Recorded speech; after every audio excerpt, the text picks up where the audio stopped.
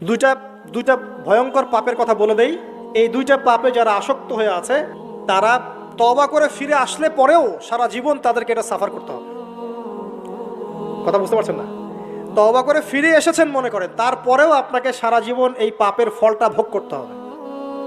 এক, মাদকদ্রব্য দীর্ঘদিন সেবন করেছেন, তওবা করেছেন, ফিরে এসেছেন, আল্লাহ হয়তো মাফ করে দিয়েছেন, আল্লাহ পাক মাফ করে দিয়েছেন, বাট আপনি আপনার দেহের যে ক্ষতিটা করে ফেলেছেন এটা পোষাতে পারবেন না। এক নাম্বার। দুই, তখন আপনি যদি বিয়ে করেন আপনি স্ত্রীকে সন্তুষ্ট করতে পারবেন না। হ্যাঁ। দুই নাম্বার হচ্ছে এই যে গোপনে যুবকরা যে পাপটা করে, মাস্টারবেশন, যেটাকে আমরা বলি হস্তমৈথুন, এই পাপ যেসব যুবকরা করছে বা করে, এবং অ্যাভেলেবেল এই পাপটা সবাই করে, কারণ এখন পর্নের যুগ, পর্ন দেখলে তো আর কোনো উপায় নাই, তখন তো এই পথেই যেতে হচ্ছে, নিজের উপরে নিজেকে জুলুম করতে হচ্ছে। যারা হস্তমৈথুন অভ্যস্ত হয়ে গেছে এরা যদি তওবা করে ফিরেও আসে, শরীরের যে ক্ষতিটা হয়েছে এটা পূরণ হবে না কখনো।